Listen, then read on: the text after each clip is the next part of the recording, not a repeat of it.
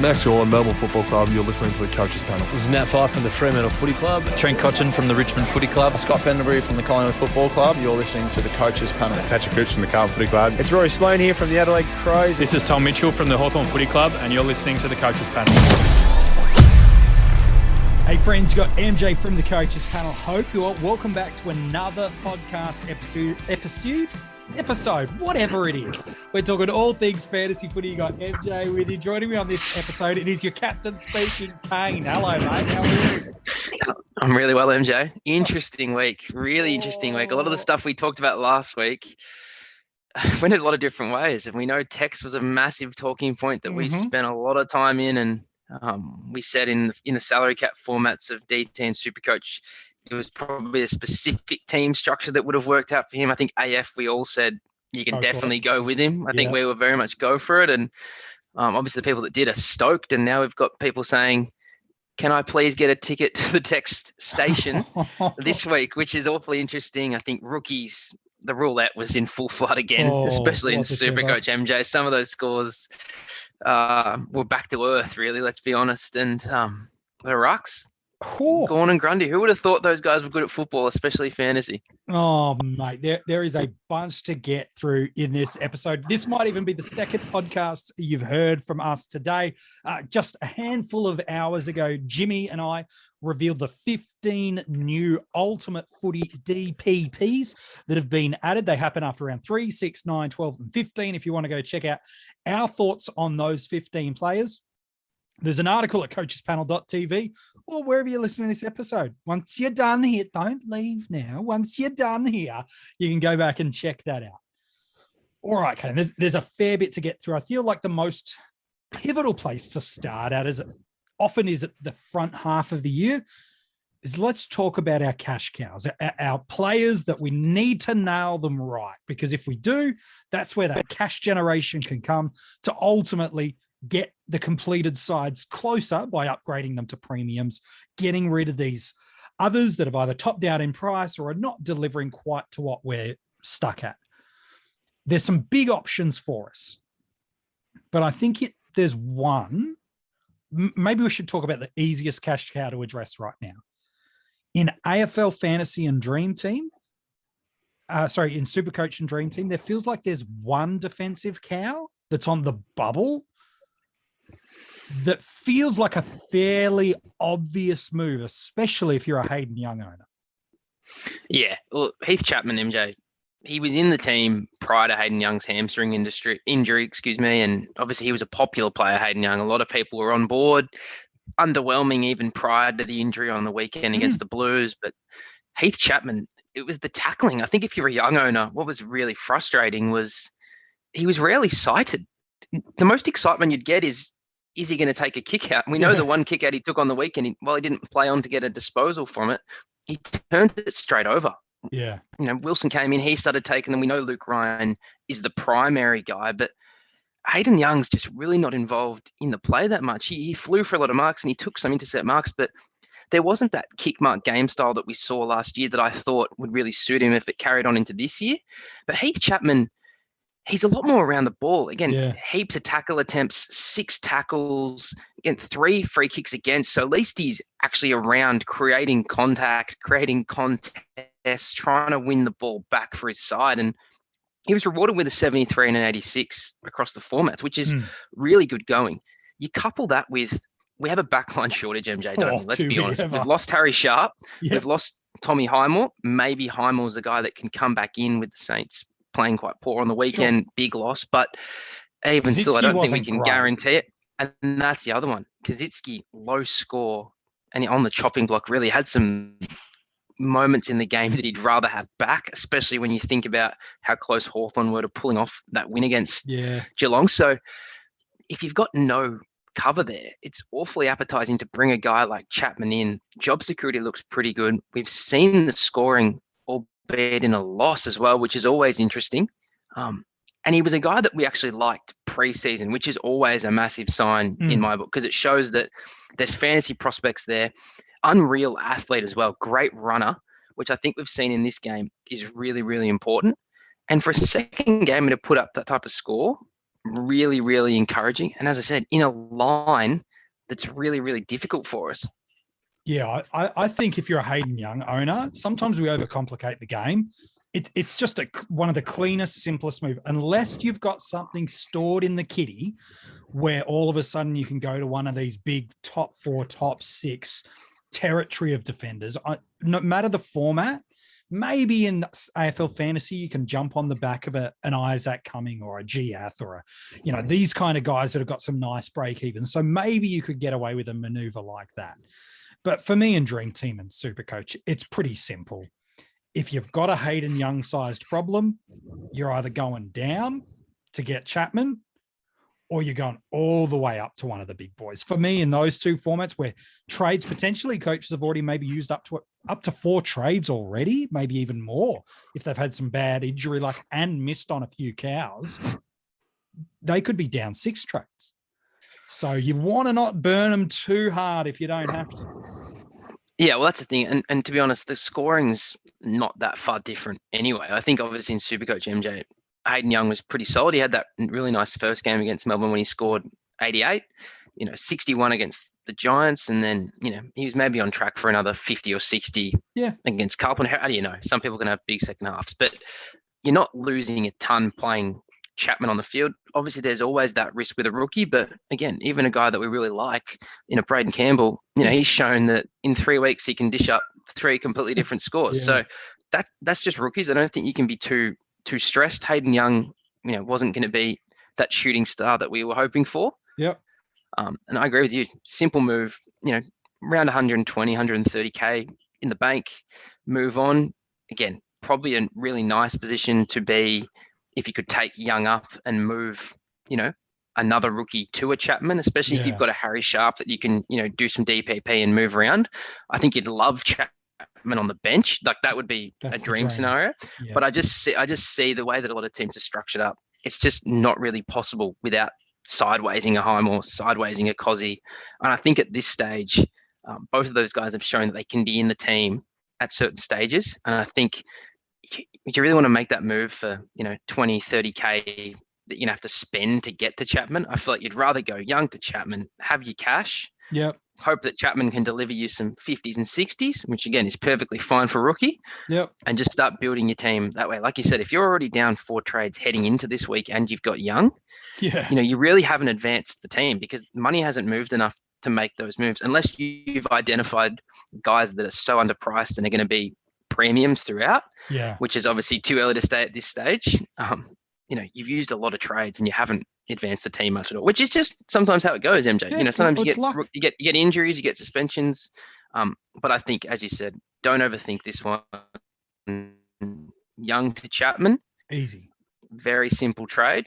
And then there's a lot of other stuff going on that you can work through about how you're going to use that other trade if you think you need to. Yeah, it's fair enough. And there's the beauty of Dream Team and SuperCoach is the other cash cows that maybe AFL fantasy coaches are considering, both the played one game or that have already been announced to debut, like a couple of Tigers have. And there's potentially some more that might come. Not so much from Richmond, but from other avenues as well. There's probably 3 names that AFL fantasy coaches outside of Chapman are probably considering, and I'm keen on your take. These are Alec Waterman, the difficulty, as good as he looked, by the way, against St Kilda, plays that first game. Tomorrow night, he's up against the Swans, and no forward has done, outside of Tex, no forward has scored well on Sydney. Barely any players have MJ. I think Tex is the only one. Yeah. He's the only guy. Yep. And we'll talk about him later on too. Yes, we're going to go double dipping on the Tex train again. We'll talk about that. So he's one. Alec Waterman is one rookie that we need to focus on. This is very AFL fantasy because other formats, you've got the luxury of waiting a week. You don't have to move. Next one, Chris Burgess. Defender eligible, played the Sam Day role as the second tall forward against Adelaide for Gold Coast. Then that Jared Witts ACL, we'll talk about him in a moment too, what coaches should do with Jared Witts if they're an owner there. Witts goes outside of King, There's no other forwards. If they took King out, they've got no forward targets. They take any of their key defenders, they got no defensive lockdown. He goes in, O'Brien dominates, Crows win, probably for that reason. No other. Crows were more composed, but that's probably the game right there. So Burgess is the other. And then the third, for sake of a better third, if you wanted to put it there, is Devon Robertson from Brisbane. Huge game, especially in the latter half. Huge second half. But only probably made his way into some side through injury, created opportunity, which he took it by the scruff of the neck. But one of the big midfielders that coming in is a likely in of Jared Berry. So we've got 3 cows outside of Chapman that AFL fantasy coaches are considering this week. Can you rank them in an order? I know it's different. Every side's different. They've got different failed mid-prices. They've got different injuries, all that stuff.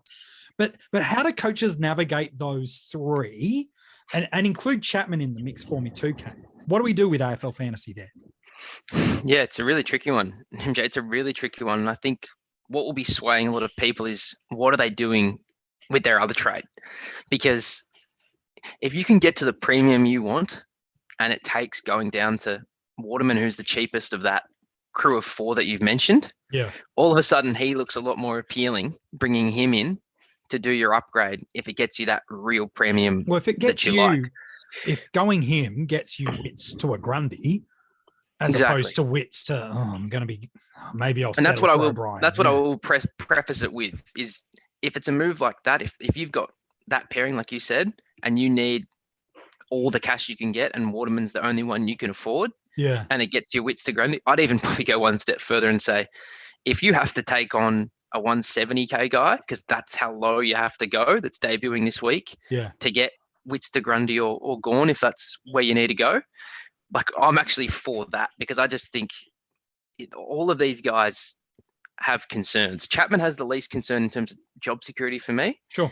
In a sense that, I think he's already in the team. There's been an injury in a similar position to him, and there's not really much waiting in the wings that I think can, fly past him and take him out of that role, especially when he's playing well. The other guys are really, really interesting. Waterman, the difficulty in AFL fantasy is, do you want to bring this guy in off, one, a massive Bombers win? He kicked 2 goals, had 3 goal assists, and if you watch the game, they were just running all over the Saints. They were hugely dominant, playing a small forward role, maybe getting up to the flanks, but really there's no mid-clock, there's no CBAs, there's nothing like that for him. So for me, he's probably a 40 to 50 guy. Again, clearly he can have some good games, but as I said, 2 goals, 68, okay tackles, okay marks, but nothing where you go, he can build 6 or 7 tackles a game, he can get some mark, whatever. And also, he's at a price where waiting one more week on him, he's still a valid option next week if he delivered another 60. He's really not going to get outrageous. He's only going to sort of get to just past what a Devon Robinson is this week. Devon's the one in terms of if I had to play someone on the field. He's the one he's the one I feel to play. Yeah, prefer to play on the field. Massive junior numbers, insane junior numbers. Ball use is the issue. And if you watch the Collingwood game, you'll see at times that he's not precise in that sense. He's a super hard worker. Clearly runs hard. You can see it in his game. Like, look at the numbers. He's 7+ marks, 7+ tackles, disposals are there, runs hard, tries hard. Clearly he was the captain WA. He was future captain written all over him before he was drafted, but there's a reason he slid in the draft despite the fantasy numbers. He's not polished in that sense. That is the knock on his game. So when you got a guy like Jared Berry, who does play a little bit more outside than maybe people think with his, he's very hard at the footy. It does seem like it's between Tom Berry and Devon for that role.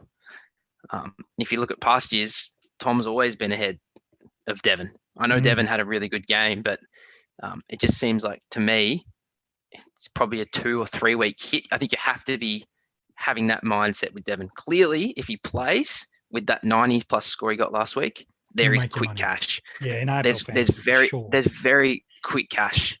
I just wouldn't want people thinking that this is a guy that they're going to probably ride up to 400k, has great job security. Like if you're He's playing not him in the your Warner midfield, type, yeah. no, like he's very much still on the fringe for mine. Again, it was a good game, but he wasn't the reason they won. He had a good statistical game, which again we love. We love that in fantasy. Yeah. But I just think, I'm not bending over backwards to get him in, because I think there's 100k there if you can play 3 more games. Yep. And that's probably on the lower end, especially in AFL fantasy after that monster score.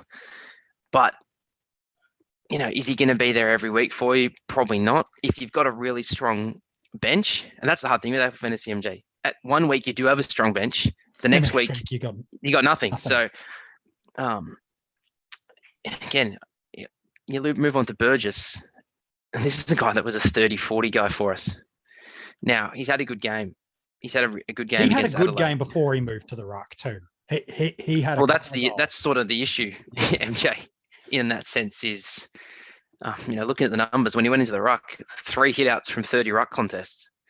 That's a 10%. That's a 10% win rate, which is really, really, really low. Now, if he's going to score well in that role, he's going to have to tackle his heart out. He's going to have to be scoring 20 points from tackles a game. Like he's just going to have to harass the other ruckman and run around. The thing that I worry is his size, 191, not a big guy, slender, athletic.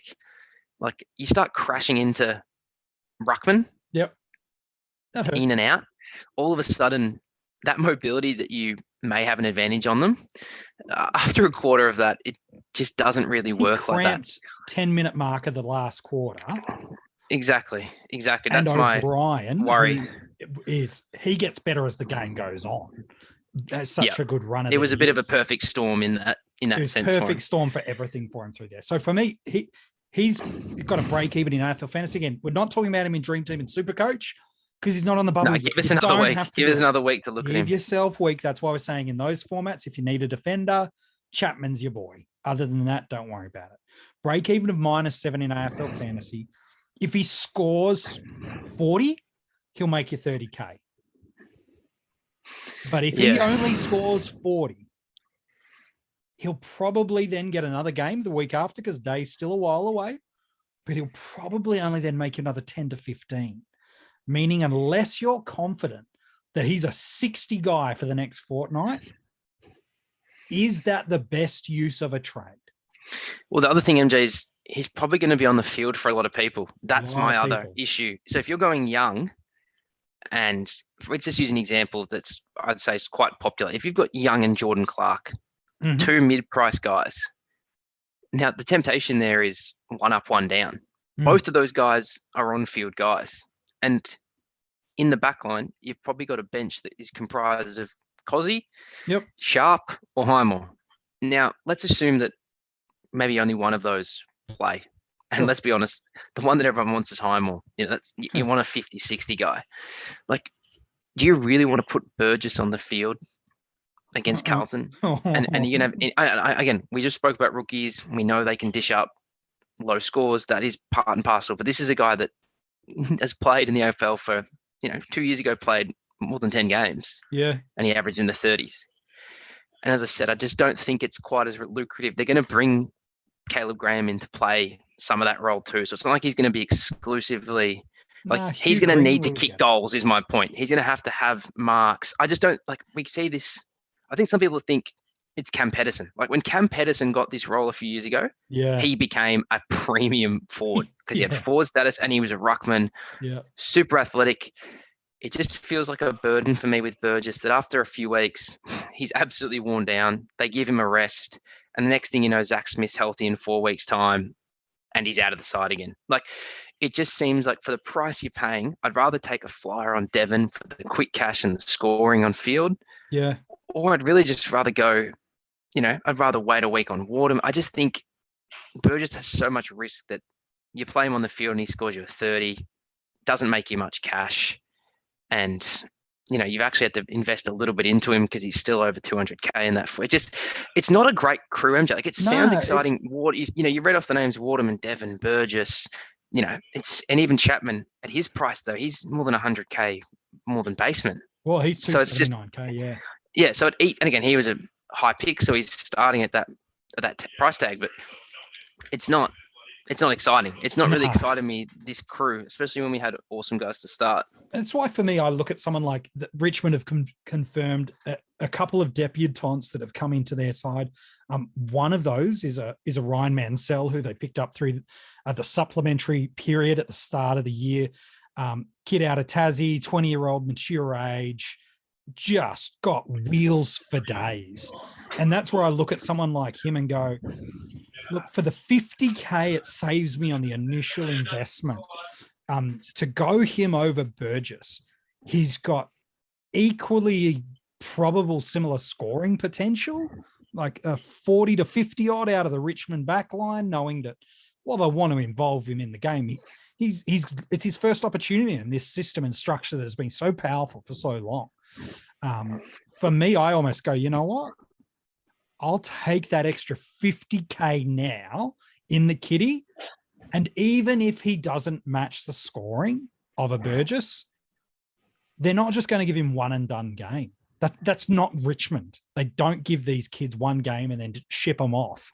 They go, hey, if you're good enough, and injuries generally are the thing that have created opportunities, we'll give you a couple of goes.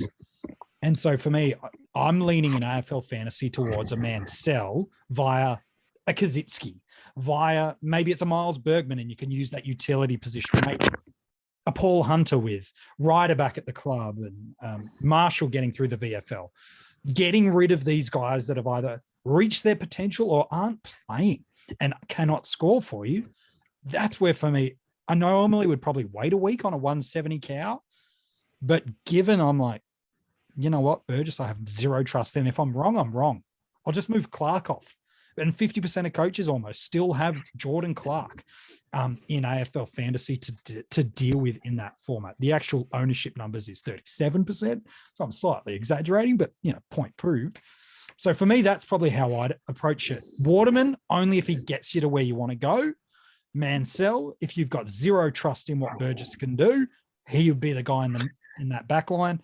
And then Devon, if he's named, ride him, but knowing that at any week he could be gone. With one caveat, they have the earlier game this week. They do come up Saturday, first game against the Doggies, so you'll know Friday night. That's a win.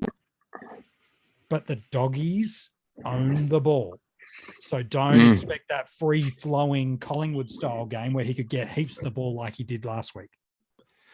Well, that's the really tricky part, MJ. And as we talked him through, I realized just how cold I was on those guys. Because, as I said, even a Devon, as appealing as it may be to have him on the field and see that low break even, if he's out after 1 week, it is a bad pick. Again, Yeah, of course. This is different. This is different if you got on last week. If you got on last week, you've probably got a 90+ score on the field. Mm-hmm. You've already grabbed, 40 odd K. You're going to grab another 50 this week. Sure. Like, that's great. You've made 100.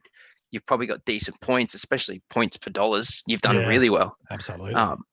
But if he's just going to give me 50K and then not be seen again, now he's got the DPP. So that makes it, again, stuff you can do with this utility position is incredible. You can really change your whole team, pretty much get players where you need to be, manipulate it. But if he's out after this week, it is a big issue. And the other issue is if you want to get in a Ridley, if you want to get in a Merritt, a Mills, any of these guys that play Thursday, and you think, I want to get in Devon, I'm going to do one up, one down, like we spoke about with Clark. And if we do Clark and Young again as an example, if I'm getting Devon and I'm getting Ridley, because I love Ridley and I can see why, if I love Mills, all those type of guys, you're making this move before you know if Devon's playing. Blind. Now, that's where it gets really hard, because you're probably damned if you do, damned if you don't.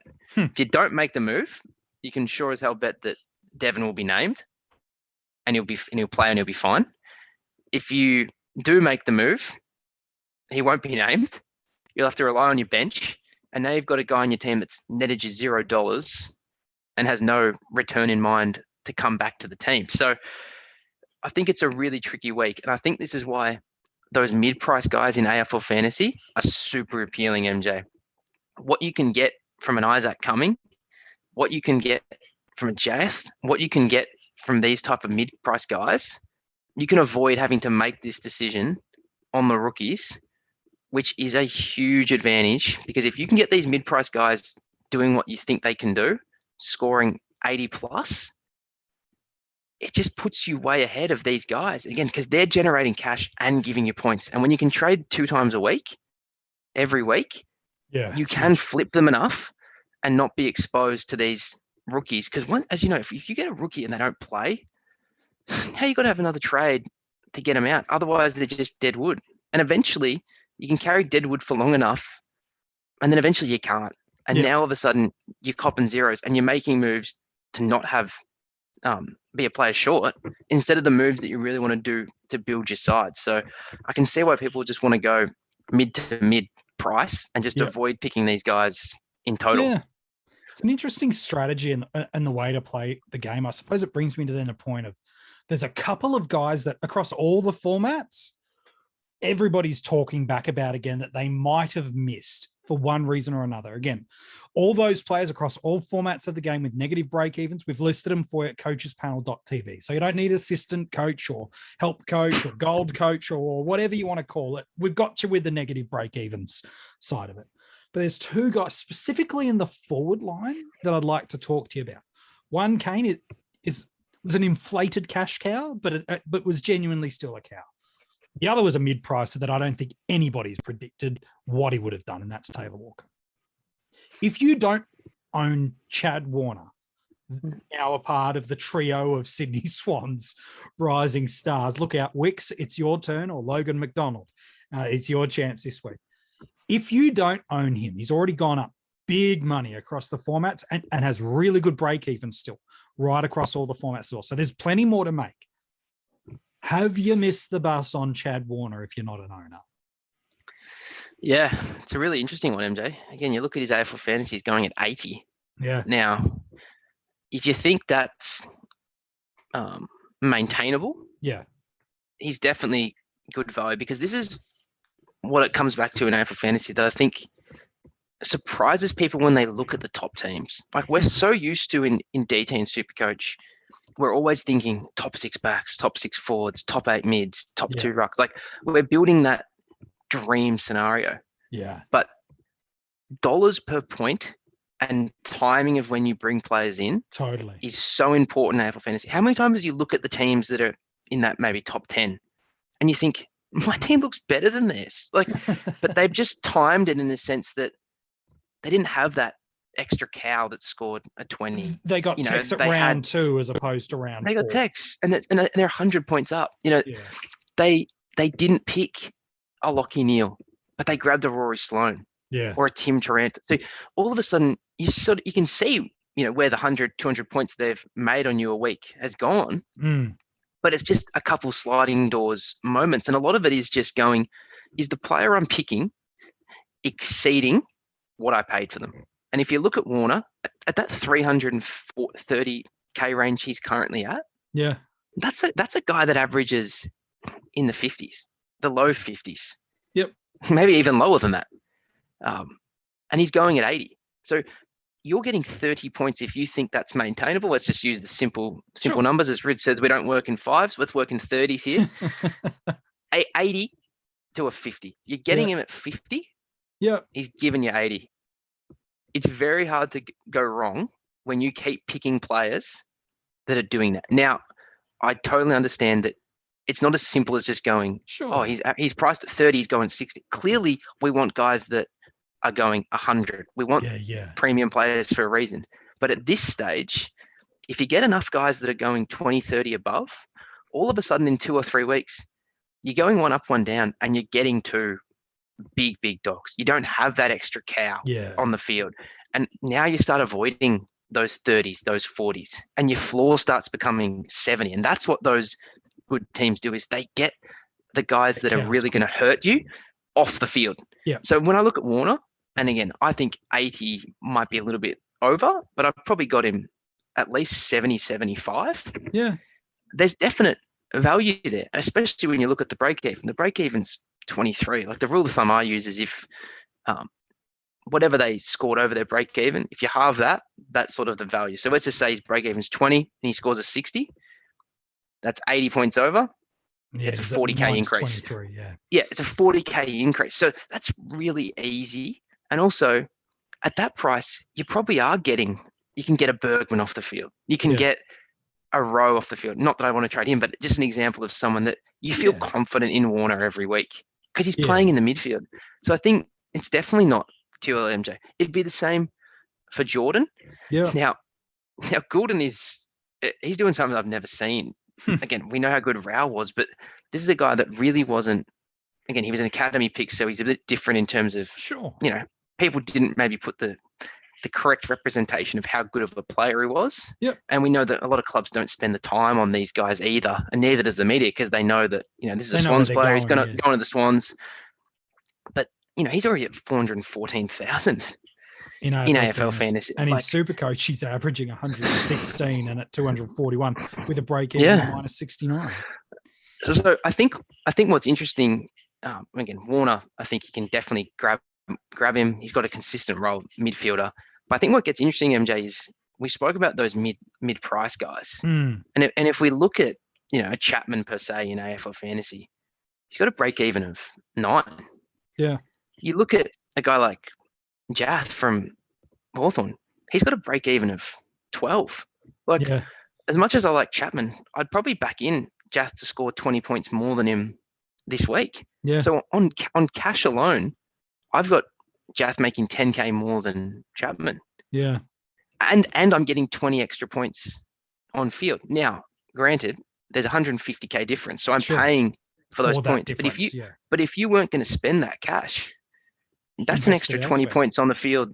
In theory, we know that Chapman could easily outscore Jath, but that's the theory in AF. I think if you're going to have cash in the bank, you better be setting something up that you really want to do the next week. There's no point just having 400K sitting in there. You want nothing. Yeah. Nothing. If you can get a better player, especially if you can get a better player, spend it. Yeah. If you've got enough money to go Chapman to Jath, do it. If you've got enough to go to Cumming, do it. If you've got enough to go to Ridley, you can start thinking about those type of things because at least you're getting it. But also think, next week, what are you thinking? Do you have another mid-pricer that you need cash for to get rid of? Are you trying to time your run with a Fantasia? Do you think that Tex has got 1 week and you have to get off? You got to think it through. But it's really interesting when the rookies aren't as glaring. Again, you mentioned some good ones and they could all work out. None of them could work out. But I think at this stage where you've still got guys that are, again, they've had 3 price movements, MJ. Yeah. It's not a crazy amount. Like Jath at 440K going at 84. He's probably got another 100K in him. Yeah, in that format. In AF. Yeah. So Tex is the big one though, isn't he? Because last week. Yes, let's talk about the Texan. Last week people were worried. What do you want to say? I'm happy to tee off. Okay, you start. If you didn't get Tex last week because you were worried that he wouldn't score well, nothing's changed in 7 days, except he's done it again. What did he do in round 1? Quality defensive team, quality Geelong outfit. They've lost Harry Taylor, but Blix is playing down back. That kid ain't no slouch as a key stock. So got it done against a grand finalist. Cool. Okay. That's a one-off. Let's go to Sydney. Okay, he was up against maybe not the greatest defensive unit of all time, but what have Sydney been able to do as a team, but certainly as a defensive structure? Dominate the preliminary finalist in Brisbane, dominate the Tigers in a way that I haven't seen a team do at the MCG. And that's important, at the MCG. I haven't seen a team do that for a long time. Round 2, they came off the COVID break and they just weren't quite their usual selves. The Sydney pressure was elite. But back to Tex. So what changed between one game and this game? You reacted. I think that's all it is you've seen another game and now you've realized what others realized a fortnight ago or a week ago was he comes up against North Melbourne with Ben Mackay as the only key defender there, with Core out injured, with Tarrant out injured, coming up against a midfield unit that's just getting smashed on the spread if they don't win the ball. And it's just pinging out of their forward 50, North Melbourne, and an Adelaide team that are taking the game on with run and carry and opening up the corridor of the ground. They then come up against Fremantle that only have a Brennan Cox, and Harry Mackay showed us just how dominant key talls will be against them. And then they've got a Hawthorn. And while Texas is no Tommy Hawkins in terms of physical presence, their talls did just fine. So the fixture was already there. The scoring was never actually the benefit of why you went to Tex. It was cash. So I think if you're looking at Tex this week, you've got to do one of two things. And maybe I'm wrong here, Kane, and that's why there's two of us at least on the episode to go, you're full of it, mate. I think one is you genuinely believe he's going to be a premium scoring option for the rest of the year. Not a keeper, not going at this rate, but a premium scoring candidate for the rest of the year. That's why you're trading him in. Or the second, you're overreacting, you're overcorrecting, and you're just late to the crowd. I think it's as simple as that. And he still could be good against North Melbourne. I think it's a good test for the Crows' mindset. It's the first time they are back up. They are unbelievable favourites. It was 50-50 against the Suns. Sydney in front of them in Sydney, no chance against Geelong. So it's the first time this young Crows team will be favourites. So this is a good test for them. And it's the first time North Melbourne have been smashed in the media, like fully smashed in the media. So I just think if you're looking at Tex this week, you got either bad advice, you panicked, or you didn't see what was clearly in front of you. And that's not to knock on anybody that's going him or looking at him. I just think those are the things you've done. You've panicked, you got bad advice, or you just didn't see what was there a week ago, but now you do see it. Yeah, well, I think you've got to split into the formats again, MJ. Yeah, sure. We said it's going to take a unique team situation to get him in DT and SuperCoach. Definitely. And with a lot of the other things we had going on and limited trades, I can't say that we were pushing for him. I think we said, he's got a good run, but yeah. I definitely wasn't saying grab him in that format because I didn't see him as a top 6 guy. So I think again, you've missed 100K increase in 1 week in SuperCoach. So again, you've just reeled off a fixture that still is really tantalizing, but you're spending a trade to bring him in. Yep. And again, I think you're spending a trade to get him out. Yep. And you might even be having to spend another trade to get to the player that you really want. Yep. AFL Fantasy is really interesting because he's at 560 roughly. Now we know that the real big dogs are 800 plus. Mm-hmm.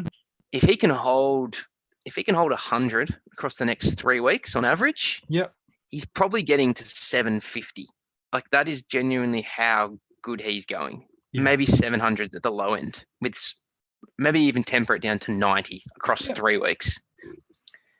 140K is not bad at all.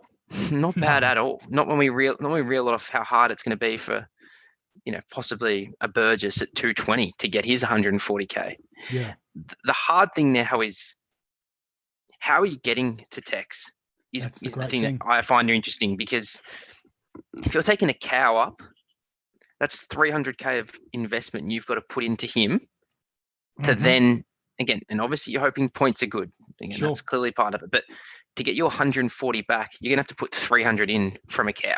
Yep. Now, your other option is, clearly, is there a primo that you have that you want to get off? To go in, now, maybe? Personally, last week for me, maybe I was lucky, didn't have really overly too many injuries in AFL Fantasy, but I had Degoe and I took him to Tex. Nice. I just thought, I'm probably going to get similar output. Clearly, on a 1 week sample, I'm over the moon. Yep. I'm over the moon. But now all of a sudden, the cash is near on even. You're spending a trade to go sideways. I just always think, look at your whole team. Is that the best move you can make? Because don't forget, people who got him last week like myself or 2 weeks earlier, or even the 4 people that started him, they are way ahead on this guy. So They banked the points and the cash. So that's where, for me, there was greater reward getting him last week, because while he was popular in terms of a trade sense, there was still a lot of teams that weren't buying into him. Yeah. Now it's a crossroad where the masses want to get him. They don't want to miss out anymore. Yeah. Maybe they're telling themselves that he is the best forward, key forwards are back. Sure. But there's actually greater reward in not getting him now, in my opinion. I agree. Because all those teams ahead that have good starts in that format, they probably have him, because that's how impactful he's been. So I always think if you want to catch up, and I still think it's not clear cut, you take him on. You find someone else at a similar price point that hasn't had their run yet. And whether you look at fixture, whether you look at matchups, draw, whatever you think is good in the game, maybe you've got an Oliver and you're worried about Mark O'Connor, and you think, you know what, I can get 200 down here and go up there. Like, you got to get creative. And I think last week, and definitely the week prior, Tex was creative. That was an option that people weren't thinking about too much. They thought about it a little bit last week, and now it's extremely front of mind, where people are bending over backwards to get him in. And that's the part I don't like. Yeah. If you're just, this is my guy, I have to get him, and you're not thinking about the structure of the team and everything else. Again, people want to have good rankings, MJ. Yeah. And sometimes the only way to catch up is to be different. And that's not being stupid. We always say it's not just for the sake of it. Yeah. But if everyone's on this guy, if he gets a 60 and you've gone elsewhere, that's made it. Now, I know the counterpoint is, but Kane, if he goes 130 again, sure, I'm behind. Yep. But you got to think about what you think's realistic, maintainable, and at the price. Again, the price, MJ, he's up more than 200,000 in that format. $200,000.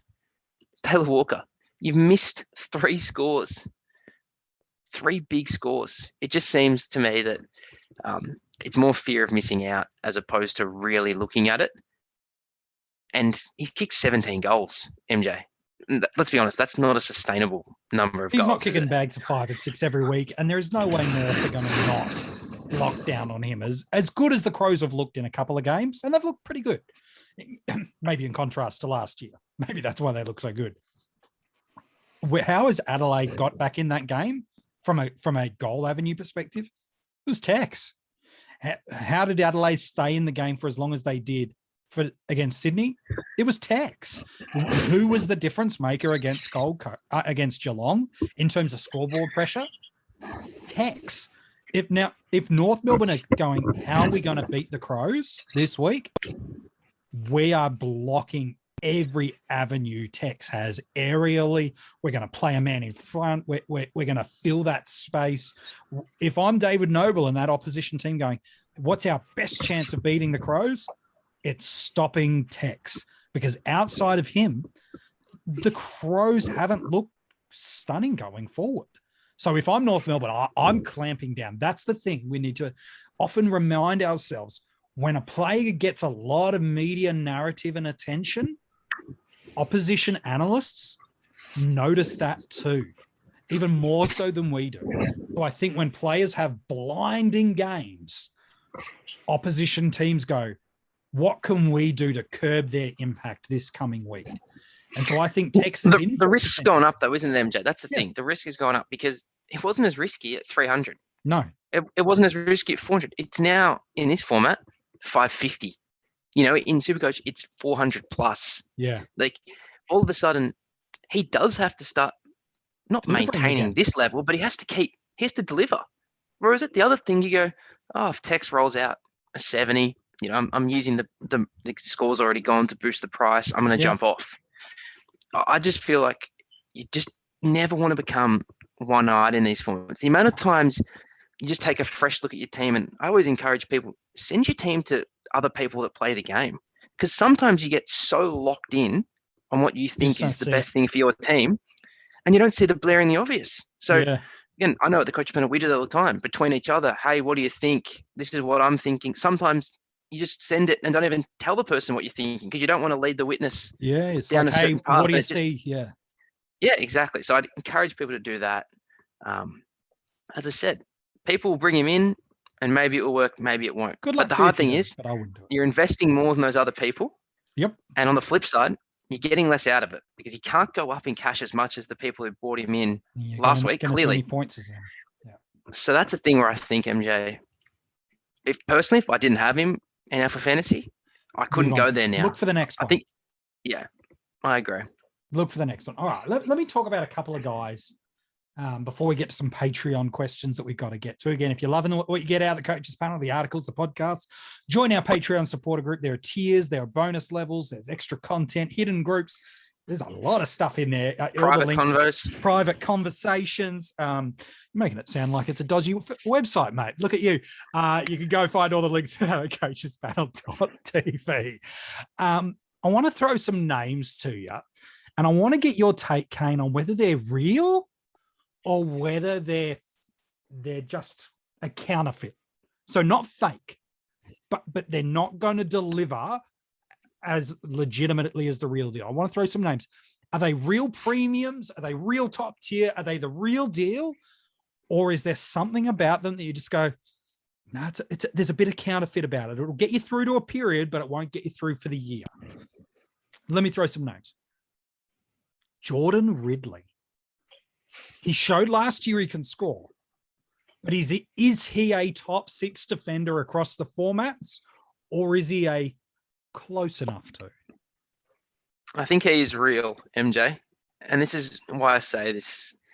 In this day and age with this game, it seems like more than ever with the reduced interchange, if you get stuck on the bench, it can absolutely destroy your score. Just ask Tom Mitchell. He was stuck there for 8 minutes. And the reason I bring this up is in his first 2 games, Ridley didn't come off the ground. In the game against the Saints, he played a just disgusting 90% time on ground. He's got a monopoly on the kickouts. Like, he's got a pure monopoly as any player in the competition. And he plays on in pretty much all of them. Mhm. Nair on, I think he might have not played on one. Like, that is how good he is at that. Yeah. There's no one else down there. And we did flag this in the top 50 discussion earlier in the preseason that Sard's gone, McKenna gone. Yeah. We know Heppel's missed some time. Devon's not playing that role anymore. Nope. For me, he is in that top 6. He's legit. Now, I think the interesting conversation comes, is he the top dog? Has he passed the Lloyd? You know, there's some great numbers going around that, you know, Dawson, Campbell, these guys are actually eating into the monopoly that Lloyd had in the past. Yeah. Now, is he still a great player? Yeah. Yes. But this was a guy that, as we know, was all-time back numbers. Yeah. He only has to fade off a little bit, and he is back in that pack. Again, Rory Laird's another one that we flagged. Yeah.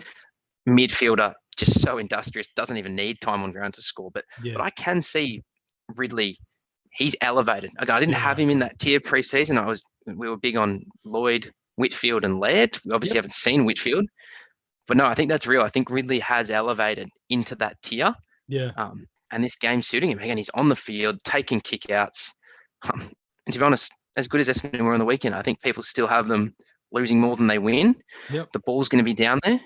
And they want it in his hands. He's a beautiful kick. And I think the other thing that I love about him, he wins his own footy, MJ. Yeah. Intercepts in the air, on the ground. Again, best and fairest winner. He's probably a guy that, honestly, we probably will have in our team for the better part of 6, 7, 8 years. Yeah, he's that looking good. Isn't he? What about a Jack Bowes? Again, highly talented academy kid. The Gold Coast love him. Kind of got some parallels, not in terms of type of player, but like a Nick Vlastuin. Richmond loved him, couldn't get him into the midfield, developed him into a really quality all-round defender, and now he's 55 premierships or whatever he's got now. Whereas Bowes, same thing. They couldn't get him into the midfield, but he's kind of developed himself into this quarterback, set up the play type guy, and rather it's the Lukosius types that have moved up and pushed up the ground. Is this real, or is this just a couple of nice weeks of scoring? For the 2 categories you've given me, MJ, it is counterfeit in a sense that I don't have him top 6. Yeah. He's going to have his career best year. Yeah, no and he's doubt. going to be really close. The only thing I don't like is if you don't have him, you haven't got any of these good scores the first 3 weeks. That's what frustrates me in terms of putting him into the top 6 is because he's had really good scores. Yeah. And they're gone. Yeah. If I want to bring him in and I see him as a 95 guy, with the scores he's already done, he's probably more like 92, 93. So that's why I say great season. Yeah. But if I'm talking real, From now, yeah. missed good scores, I've got him in the top 10, probably around 9 or 10. But I can't be saying like a Ridley that this is the guy that you really want. Okay, Kane, that's 2 defenders. Let's do one more before we head to another line. Again, we've got Patreon questions to get to. Callum Mills, real or counterfeit? I think that's real. I think he's in a tier below Ridley. Again, the hard part is MJ. He's looked sensational. He's got the mid-roll finally that we've been talking about for probably 5 years. So it's nice to put that behind us. Yep. But the Swans have been so good that part of me just think I sort of want to see Mills in a loss or Sydney in a loss just to see, how that looks. Because as you said, they've been so good. They've been so restrictive. Again, don't have him that same sort of urgency as a Ridley. I think what you're paying now is probably around what you're going to get, but I don't think there's any value there. You think about a Jack Crisp who always seems to find his way to the same level. He's started a bit slow. So for me, that says there's good things on the way. Yeah.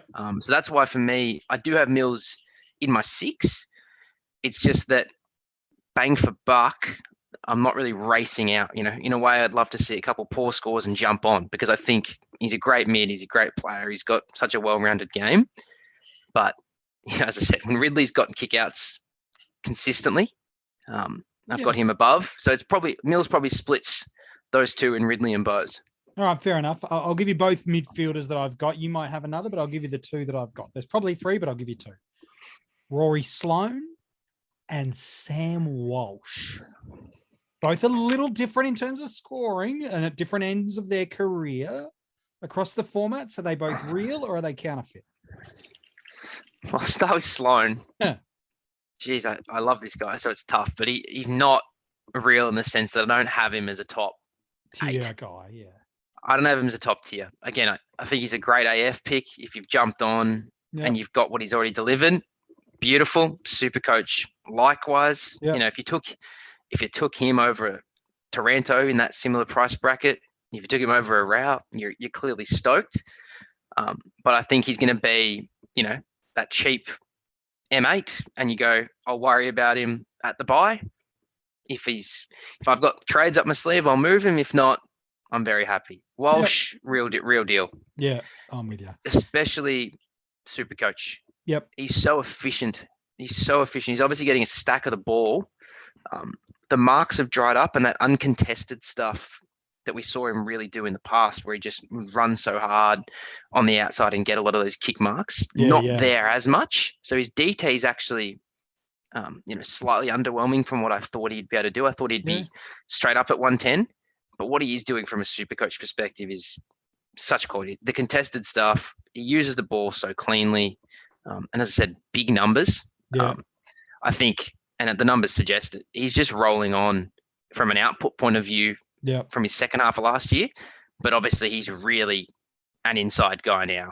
And I think when you got Cripps alongside you, taking a lot of that attention, and also the way that Walsh plays, he's going to get to more contests than anyone. Like he's that type of guy where he's just always working, always just happy to give it off to a person in a better position and move on. Doesn't try to do too much. And it's true. While Cripps can be amazing at that, sometimes that is the knock on him, that he tries to put on the cape. He tries to win the game in one moment, whereas Walsh is just industrious is probably the best word to describe him. And I think in SuperCoach, even people that didn't start him, you bring him in now, he'll be in that top 8 and you'll be happy. Yeah, fair enough. All right. We've already talked about text, so we don't need to do a real or counterfeit, but there is one more forward I want to talk about before we get to some Patreon questions. Jack Zeeble. Is this real life, or are we just seeing a really nice run and a really good combination of things?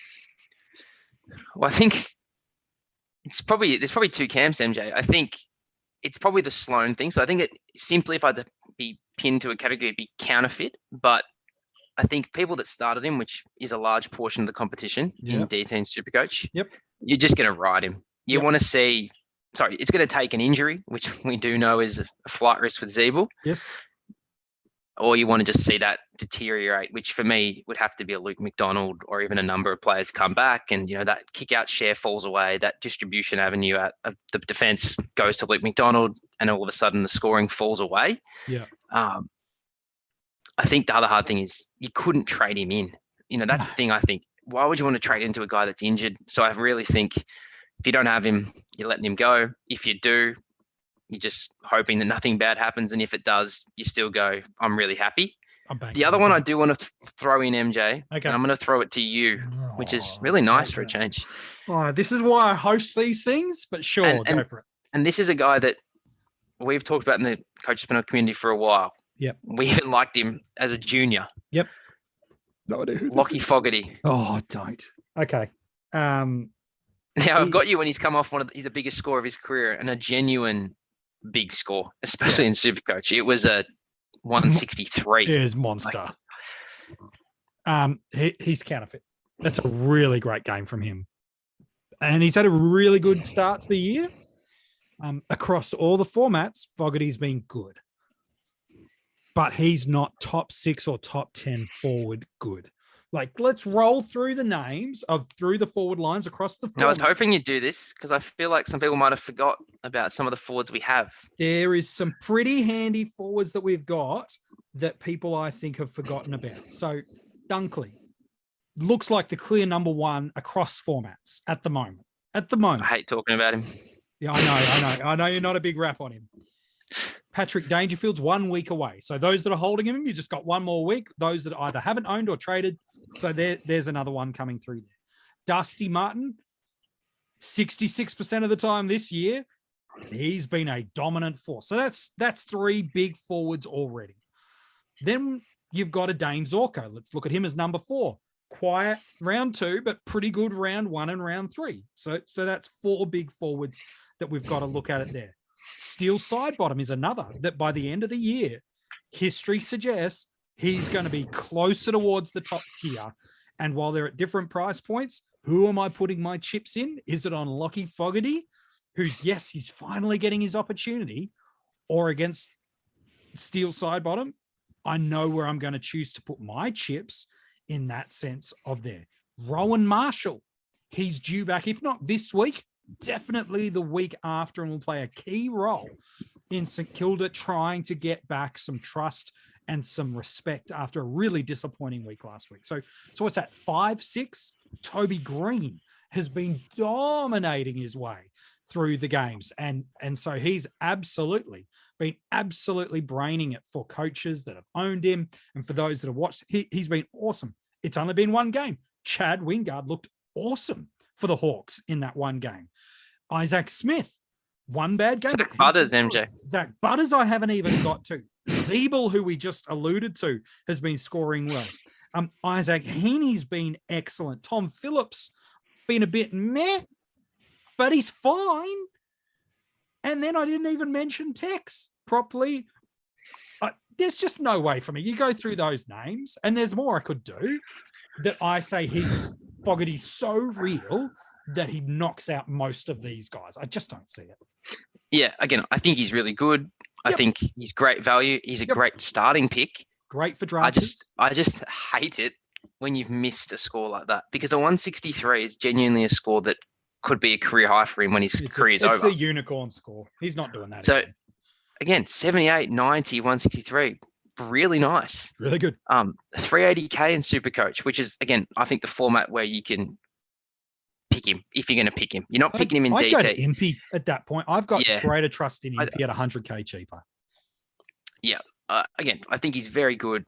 Great starting pick. But I'd rather be proven wrong and not get him than really chase it and hope it comes off. Because as you said, I still think the bar for forwards is 100.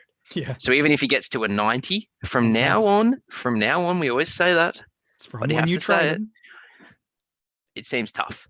Yeah, so. I don't see it. Well done if you were on him last week, whether it be a daily fantasy draft or your classic team. Well done. It's not going to happen again. All right, let's jump into some of these Patreon questions that we've got, Kane.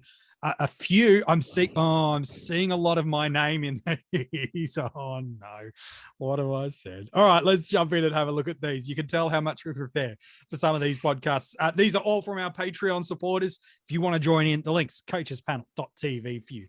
Tom says this. He says, "Boys, I'm currently 47th overall in AFL fantasy." Tom, well done to you. Come and join the podcast, my friend.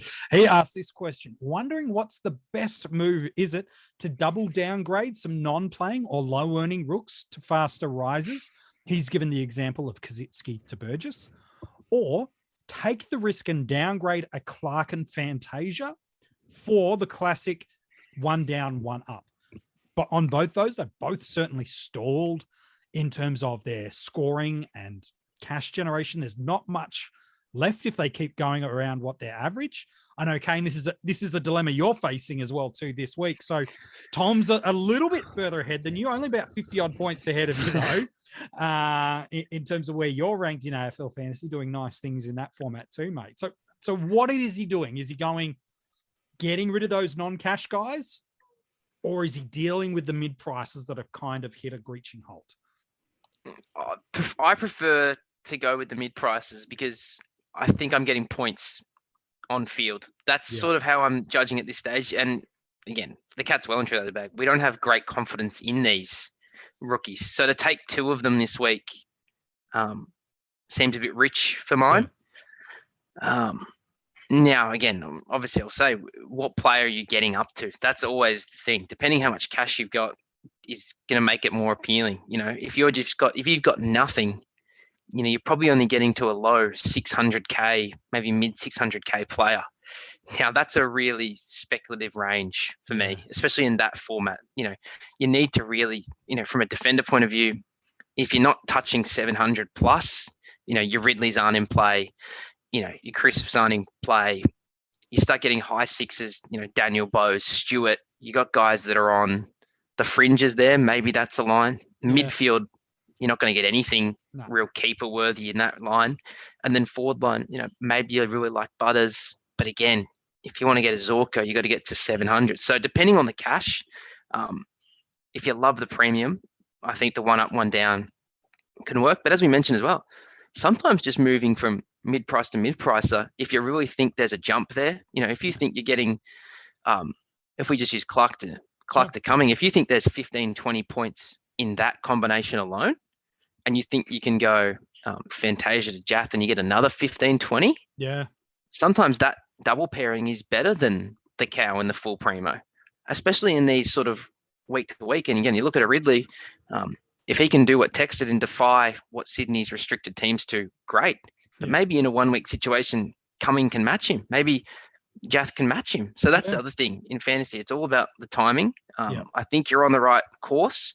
Just have a lot of confidence in that rookie and have as much confidence in that primo as well. If you don't rule out just the mid-price to mid-price, especially if you're playing that little break-even game. Then again, as you said, MJ, they're all up on the website. Just keep it ticking over. That's what it is. Just keep getting that squad value going up and try to maximize those points on field. It's tough. First 7 weeks, now that where you are, mate, is clearly you've got the right options at the right times for the first 3 weeks. So well done. Now your job is how much cash can you make over this next month to start getting aggressive with those upgrades. And if you can do that, Tom, really well over this next month while still banking points on field. And then back on those, the rookie to rookie, if you think Clark and Fantasia are going to deliver what a Cumming and a Jath will do, for example, we'll keep them and do the sideways rookie to rookie and be ahead, have that bench turning over. As I said, I just don't have enormous confidence that I'm not, you know, trading a Cozzy to a Burgess and then having a Cozzy problem in Burgess in 2 weeks' time. That's the type of stuff that can stall you. But again, it's so tough in those type of moments, especially in AF, because you got two trades. A lot of stuff's happening. A lot of stuff changes real quick. Yeah, no, it certainly does. All right, next question. It's a combination of guys here. Tom's jumping back in on this one too, but Matty Davis is the leader for it. Question for you, MJ. Josh Kelly. Shut up. I know you were super keen on him. Yes, I was and am still, Matt. From watching him, he's looked like he's moving well. What are your thoughts? He started a little slow. And also, did you start him in any format? Yes, mate. I started him everywhere. And maybe I'm just doubling down on it. What's confusing for me, and again, at Patreons, especially our premium tier Patreons, you've already heard my take on Josh Kelly in our podcast. But here's the thing. He hasn't dropped under 90 in AFL Fantasy or Dream Team yet. He's given you one SuperCoach ton, and it was a flatliner. But what's odd, last week's score, by the way, he got lucky because he got 2 goals he shouldn't have got. Especially both of them he shouldn't have got. So that's a bit flattering. What would be concerning for Josh Kelly owners is that when the game was on the line, and it was on the line against Melbourne in the last quarter, and Cornelio and De Boer weren't there, they were still happy to use him outside and off half forward and not at center stoppage. Ward, Hopper, Green, and Taranto, they were the 4 rotating through. So I think that is a concern. If I was a Kelly owner, which I am everywhere, that is a concern. Because I don't think he's spending enough time at half forward for AFL fantasy coaches to go, look, it's my new F1. For me, you've got to look at the positive element. He's still going 90 odd. He's not got the ceiling, but what you paid for him to go what he's doing, knowing what he can do, it's a hold for me in those formats of the game. What is alarming is that even with the game on the line and cattle down, they wouldn't play him there. Now, I don't know whether it's because they need class on the outside and no Whitfield, no Perryman, these sort of guys. Maybe that's a bit of a too big of a leap to jump. But that's the only concern for me, Kane. Like, what's your take as a non-owner? Maybe I'm too invested in the Josh Kelly camp. How nervous should Kelly owners truly be at this point of time of the year? It just seems like something, MJ, what's the value of a trade again? Yeah. Again, if you're going to make 100 points, does it really seem worth it if you're moving him to someone that's only 10 points better when this is a guy that can do that in a heartbeat? I do think it is bizarre. Yeah. This midfield mix of the Giants, quite frankly, they've got it wrong. Like, you look at how good West Coast are, for example, when a Tim Kelly, when a Shuey, when a Sheed, when these guys come out of the midfield, and I know they get as good a supply as you can get from their ruckman, but the way they use the ball going forward to their forwards and the way they lay it out, like, let's be honest, Taranto, Ward, Hopper, and Tom Green kicking, is that really going to be scaring back lines? Is that really going to be giving their forwards first use? Yeah. Hitting them on the lead? Like, none of them are great kicks. No. Like, it just mystifies me that Kelly, the best kick they have, who can really go in there, they don't use. Now, clearly there's a role, and we flagged chatting before the show that it is that Whitfield role. Come in straight off the centre half forward flank, centre half forward, straight into the midfield. Yep. And get involved. But the hard thing is when they can't control the ball. Yeah. And they can't possess it. And it is for that reason.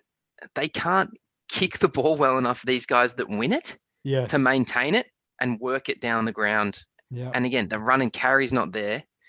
That's the unfortunate thing for Josh, is that the total Giants pie is not there like it used to be. They can't control it. They can't work it down the field. And it's tough for him. And it's really tough in that role. So, again, I think you just got to hope the role changes. You're lucky he's not killing you, because really it isn't a hard role to score in. That's a really hard role if you're playing half forward in a team that's really not very good. Yeah, no, fair enough too. I don't mind that shout. Last couple of questions to roll through. Good friend of the panel, contributes a lot in the preseason. You can go and check out, maybe even coach against him if you'd like. The Rain Man has asked 2 questions that I want to throw to you, mate. First one, is it too late on any of these guys in SuperCoach? Tex, Impey, and Warner. Quickly for me, any of them, is it too late on? And the others, is there still space to go and get them? So let's go one by one, MJ. Impey.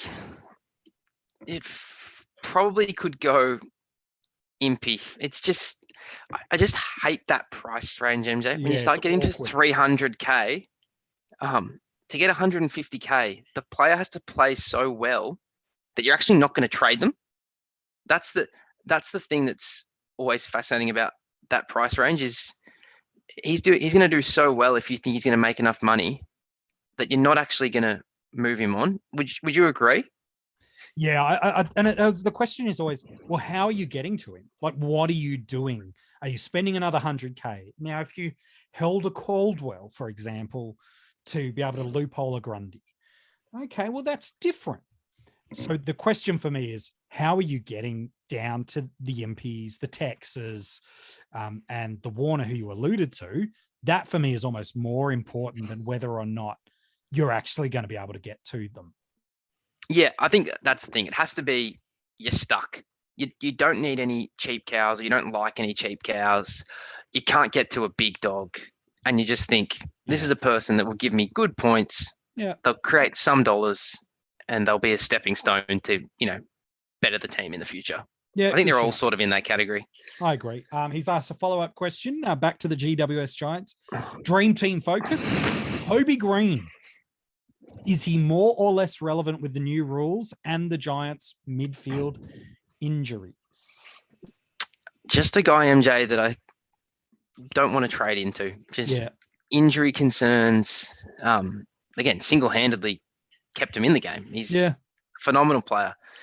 Again, really hard role to get above 100.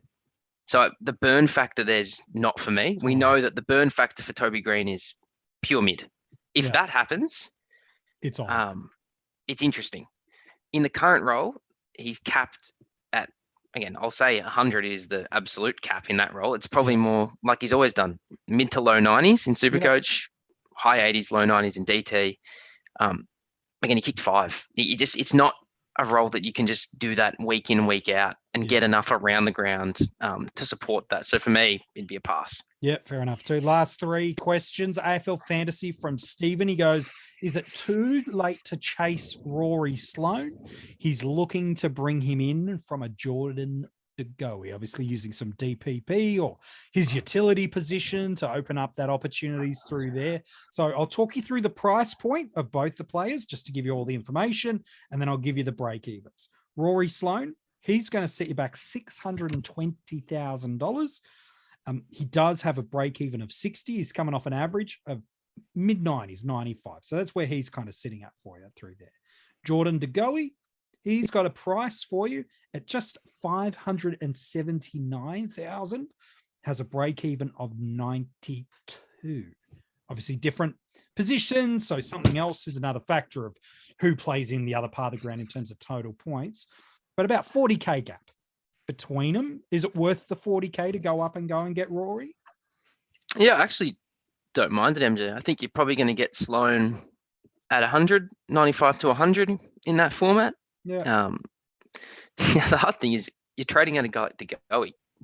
He can do that. And I say hard because exactly, he could do anything any week. Now, 92 is not a break even that really scares me. They're playing the Giants. So, there's no reason he couldn't have a good game. I guess what I'm really coming back to is make sure that it really is your highest priority. If there is nothing else, I'm more than happy to go, 41K, rid yourself of a problem. Probably, let's say, make anywhere between 10 and 20 points. Obviously, Sloane's walking into a North Melbourne matchup. That would be, right up there as favourable. But as you said, what's your mix as well? If it's just as simple as, I had Campbell, in this line, I'll just swing him back and it doesn't really affect you. Sure. Fine. Again, I like it. Like Sloane. I think De Goey's just a guy, 80. So I think there's points there. But it also doesn't scream to me, make this trade right now. It just seems like, that's a nice move. Not luxury, not could go that far, but clearly you don't have anything else that's really pressing to do something like that. I don't think you have to just push De Goey out of your team this week. No, I think he's the kind of he's a frustrating player now to have because at any week he can pop and give you a 90 to 100. But you also know that he'll pop for a quarter and look like he's heading to it, like he did last week, and then get you in no man's land where a cash cow's scoring comparable. Yeah, we had I 78 at half time in that game, MJ, and then finished on, 91? Yeah, That's where it's tough. Again, if you didn't watch the game and you just check the scores at the end, you go, 91. handy. Cool. But if you're watching it, you go, here's my 140, 130, and he just drifts out. Yeah, it's why for me, I think he's if you've got him, he's not if he's your major priority, you've done well. But certainly, no matter the format, for me, I don't think so. He's not going to be the reason you win or lose just yet. No. At this point. All right, last one, Tony. I think we've answered your question about fixing up, whether it's fixing up cash cows or mid prices. I think we've kind of answered that for you along the way. This one I've just read, so this could be interesting. Craig, mate, wants to know this. With the power of hindsight, who would have made the top 5 of the 50 most relevant? Oh, okay. I'll fly around on this one. All right. I'll tell you who was in my top 5 of the 50 most relevant. Yeah, I agree. So it was Lloyd, Gawn, Steele, Whitfield, and that's still side bottom, by the way. Whitfield and Dangerfield. So those were the 5 that were there. Who would be in it now? I 1,000% agree. Matt Flynn, now that we know what we know, Flynn is in. So I think you've got to give it to him. Well, Goulden, MJ, would have to be in there. Goulden has to be in. There is no world that Goulden is not in to that position. Well, Tex would have to be in there.